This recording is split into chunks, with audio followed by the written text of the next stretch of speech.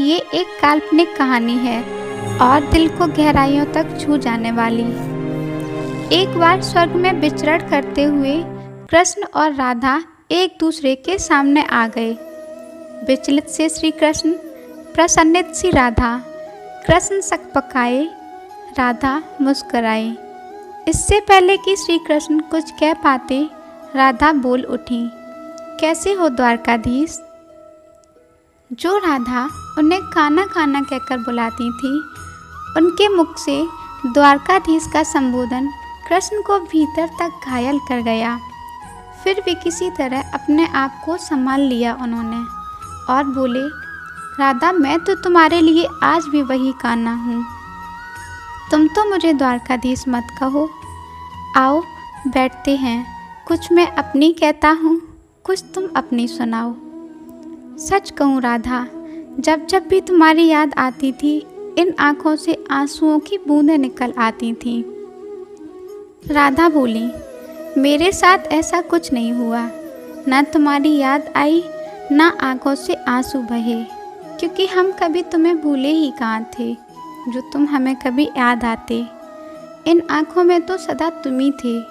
कहीं आँखों आंसुओं के साथ निकल ना जाओ, इसलिए रोते भी नहीं थे। कान्हा, प्रेम से अलग होने पर तुमने क्या खोया, इसका एक आईना दिखाऊं तुम्हें। कुछ कड़वे सच प्रश्न सुन पाओगे तो सुनाऊं। कभी सोचा है इस तरक्की में तुमने कितना पिछड़ गए। यमुना के मीठे पानी से ज़िंदगी की शुरुआत की और समुद्र के खारे पानी तक पहुंच गए।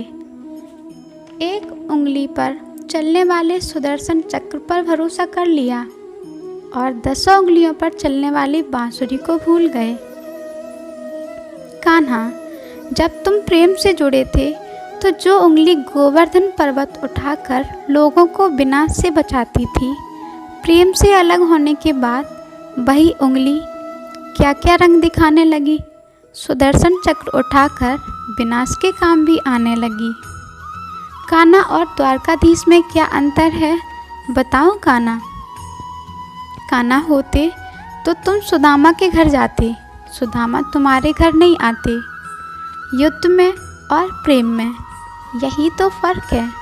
युद्ध में आप मिटाकर जीतते हैं और प्रेम में आप मिटकर जीतते हैं। कान्हा, प्रेम में डूबा हुआ इंसान दुखी तो रह सकता है, पर कभी किसी को दुखी नहीं कर सकता।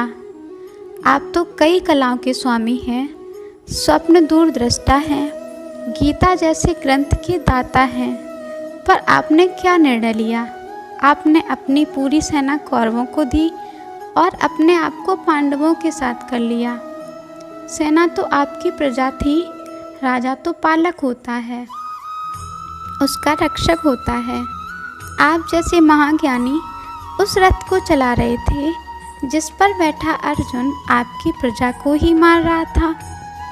अपनी प्रजा को मरते देख आप में करुणा नहीं जागी, क्योंकि आप प्रेम से शून्य हो चुके थे। आज भी धरती पर जाके देखो, आपकी द्वारकाधीश वाली छवि को ढूंढते रह जाओगे। हर जगह, हर मंदिर में मेरे ही साथ खड़े नजर आओगे।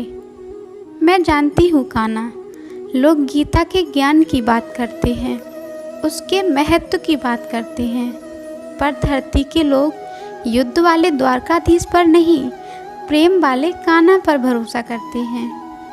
गीता में मेरा दूर दूर तक नाम नहीं है, पर आज भी लोग समापन पर राधे राधे कहते हैं।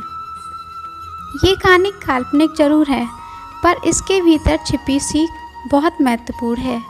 श्री कृष्ण के पास किसी प्रश्न का उत्तर ना हो, ऐसा तो हो ही नहीं सकता, परंतु राधा द्वारा लगे गए प्रश्न चिन्हों पर कान्हा मौन रहे। यही तो है प्रेम में समर्पण का भाव।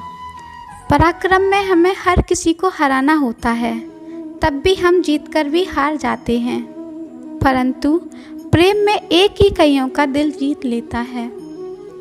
सही कहा है कि छोटी सी उंगली पर पूरा गोवर्धन पर्वत उठाने वाले भगवान श्री कृष्ण छोटी सी बांसुरी को दोनों हाथों से पकड़ते थे। फिर मिलेंगे दोस्तों अगली कहानी के साथ। तब तक के लिए अपना ख्याल रखना, मुस्कुराते रहना। राधे कृष्णा।